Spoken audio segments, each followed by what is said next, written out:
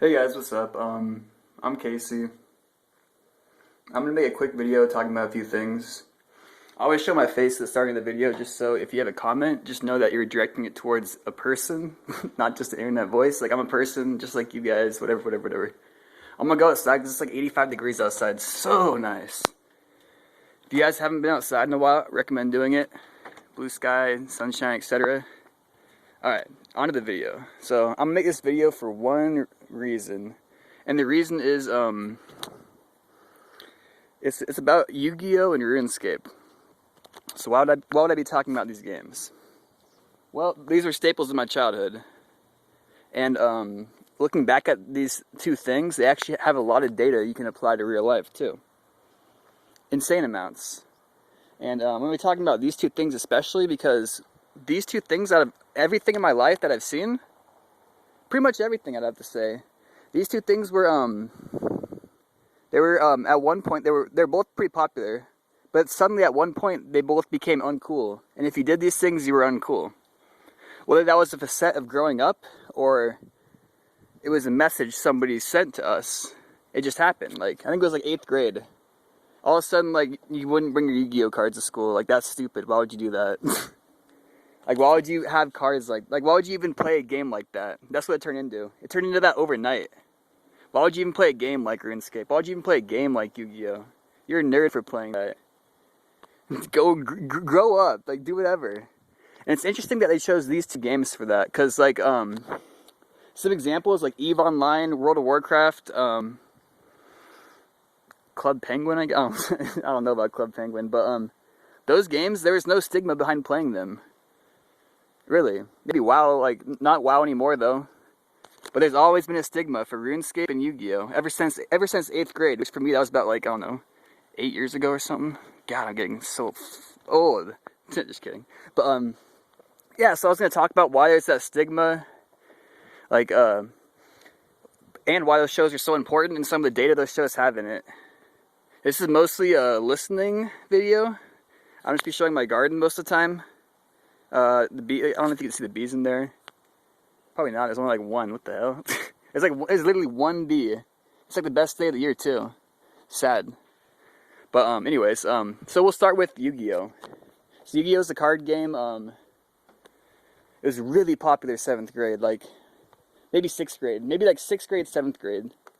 That's when the first Yu-Gi-Oh came out. That's when you could get the starter decks of Yu-Gi, and you could like basically battle with your friends. So when Yu-Gi-Oh came out, it was right in the time of Digimon and Pokemon. But Yu-Gi-Oh was the only show where it's like, if you like this after 8th grade, you're a nerd.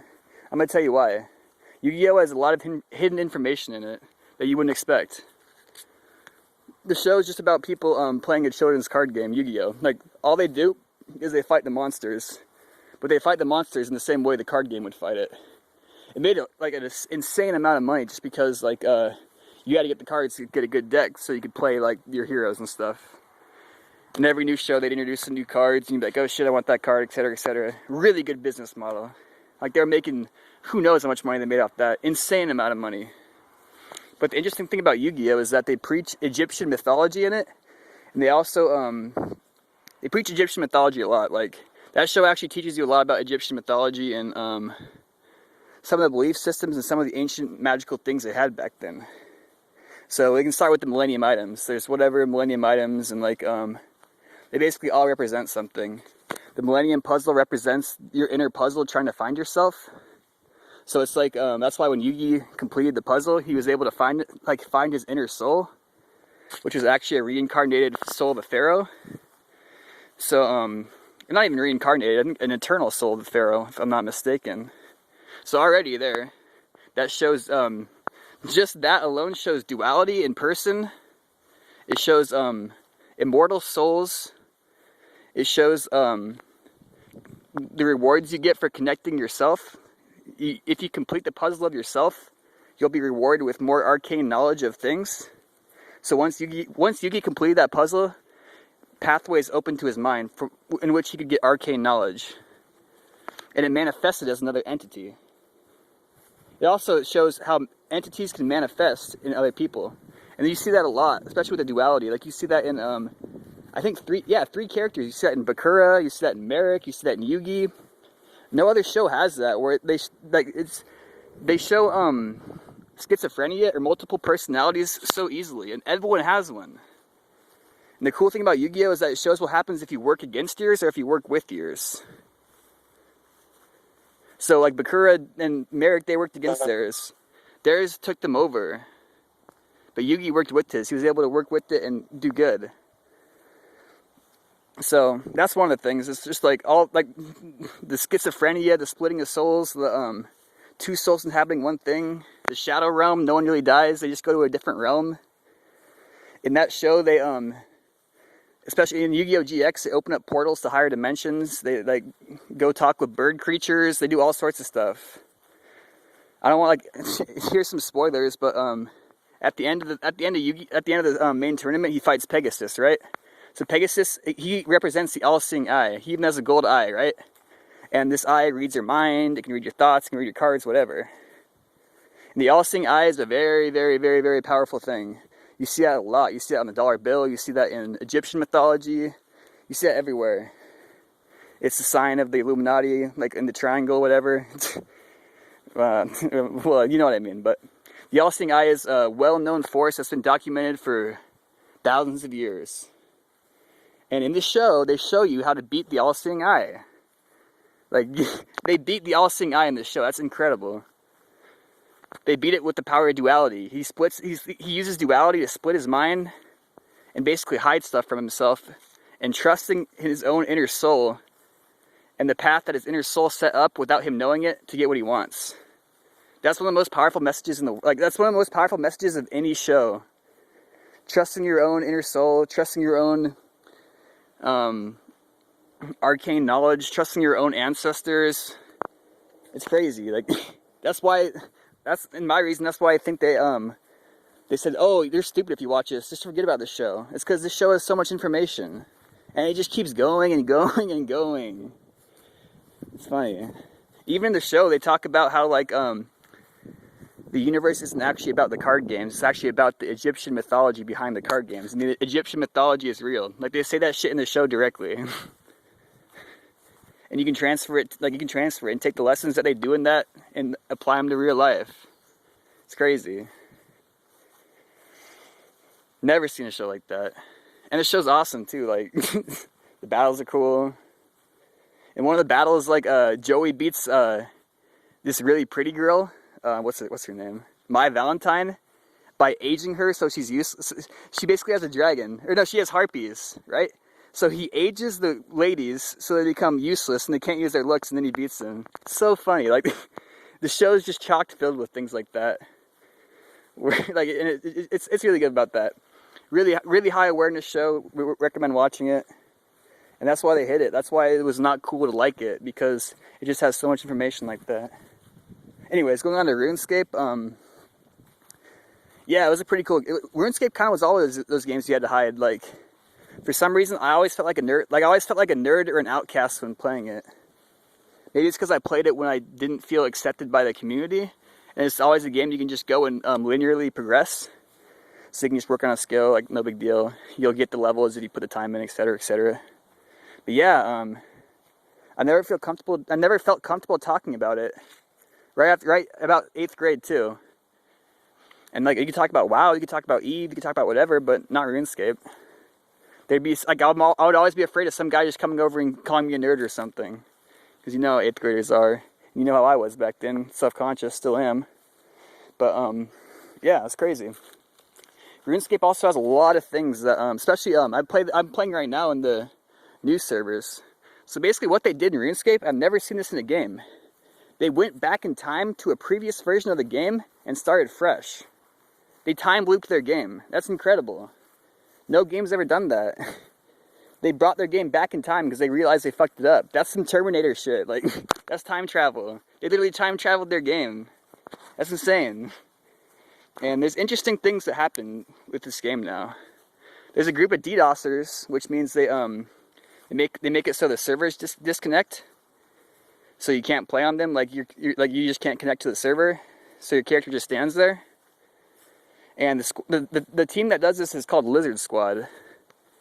And it's crazy, like, don't worry, this will all tie in. Like, Lizard Squad, basically, they know who does it, too. Like, they know the guy who, like, guys in RuneScape play, or guys in Lizard Squad play RuneScape. His name is Savage. Everyone knows who he is. But he's untouchable, because he can affect the servers. So a reptilian gang is disconnecting servers, and we can't deal with them in RuneScape. And it's like, you can fractal, like, you can relate that back to real life if you think about it. As far as we know, there's aliens that can disconnect our signal to reality. They can make it so we can't act. They can make it so we're too scared to act, maybe. We freeze up. Have you ever froze up at a time? Maybe it's because we were being disconnected. Ever thought of that? The game, like, that's why RuneScape has a lot of data like that too, where it relates back in ways you never expected to. Many people believe in reptilians living among us. I don't really, but like, I'm still up in the air about it, and it kind of makes sense in certain ways, especially if you understand Sumerian religion and mythology. They explicitly talked about reptilians ruling them. Very explicitly. Like, it wasn't a metaphor for them. I don't even know if they knew what metaphor meant back then. Probably. Actually, I don't even know when the metaphor was invented. Gotta look that up. But, yeah. So that was just a random point. Like, I don't think anyone's ever thought of that before. So I thought I'd put that out there. There could be reptilians that disconnect our, they disconnect how we connect with this world. Because this world is just our perception of it. And if you have technology that can interrupt our perception, you can interrupt how we interact with the world. Kind of like how they interrupted the signal, kind of like how Lizard Squad interrupted the signal at Jagex, their servers, so they froze up. I just connected that. That's why I could have froze up in the past. I could have just been disconnected from my reality. There's been a lot of times where it's like I can't move, or I can't think, or whatever. Hard to say it's lizards in the sky controlling us with laser beams, but who knows? Like, the fact that it's in the game of RuneScape like that makes me feel like it's possible. Like, because it's just like, we live on a server too. And the crazy thing is, like, the craziest thing about that is Jagex can't deal with these guys. They can't. They're afraid of them. The moderators and creators of the game are afraid of these people. They're stronger than the moderators. That's why it's like when people have all these conspiracies about aliens, like, whoa, why would the government hide that from us? They're strong, like, they have to. They don't want to get in the war with those guys. They don't want mass hysteria about them. But hey, I don't want to get off on an alien tangent because that might lose my viewers. Those are just theories. I mean,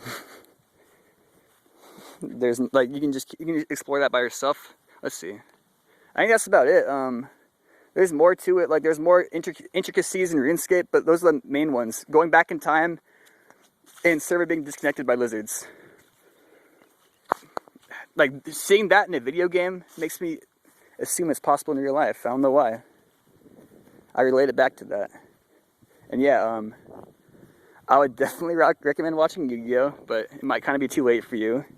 It's kind of it's a childish show in a way, but if you're able to see past the childishness, you can get really good information from it. And you can, if you want to play MMO, play RuneScape. It's kind of a waste of time, but it's fun, I guess. I don't know. It's really good because you can do like other browsers at the same time as it. So it's like you can have RuneScape up, you can have Facebook up, and you can have a movie up too.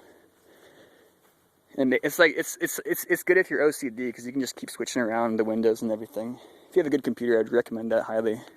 But yeah, I'm gonna pretty much wrap that up right there. I don't really have much more to talk about.